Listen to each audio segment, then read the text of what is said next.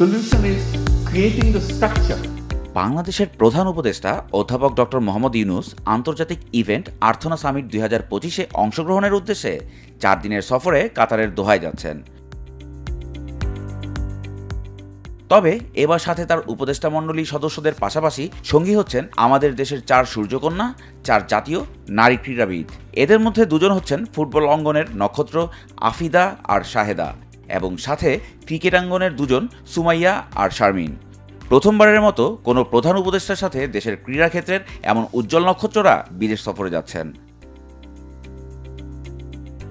প্রধান উপদেষ্টা কাতারের আমির Sheikh Tamim bin Hamad Al থানির বিশেষ আমন্ত্রণে সেখানে অনুষ্ঠিত আর্থনা সামিট 2025-এর আসরে অংশগ্রহণ করবেন। টেকসই উন্নয়ন, উদ্ভাবন আর ঐতিহ্যবাহী জ্ঞানের মিশেলে নতুন দিগন্তের খোঁজে এই বিশ্ব সম্মেলনের মঞ্চে বাংলাদেশের প্রতিনিধিত্ব করবেন অধ্যাপক ডক্টর মোহাম্মদ ইউনূস এবং দেশের গর্বিত এই 4 নারী যোদ্ধা।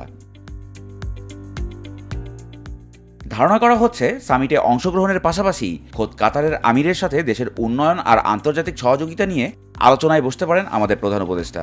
তবে মূল আকর্ষণ হচ্ছে আমাদের দেশের 4 নারী যোদ্ধা কাতারের উষ্ণ আবহাওয়ায় বিশ্বমঞ্চে তুলে ধরবেন বাংলাদেশের নারী শক্তির অগ্রযাত্রার কথা।